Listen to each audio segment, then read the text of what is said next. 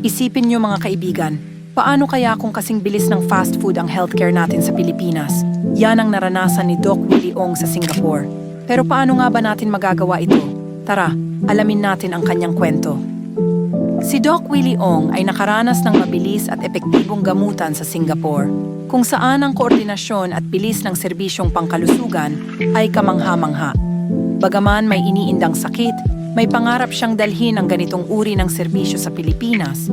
Naniniwala siya na upang magtagumpay ito, dapat magsimula sa murang edad ang pagpapabuti ng kalusugan at edukasyon.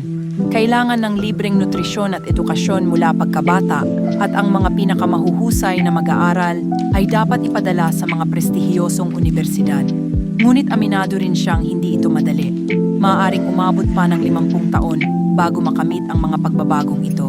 Ang kanyang laban sa sarcoma ay mahirap, ngunit umaasa siyang kahit siya ay nasa 10% tsansa lamang mabuhay, maaaring may mga kababayan siyang ma-inspire at magpatuloy ng kanyang adhikain para sa isang mas maayos na sistema ng pangkalusugan sa bansa.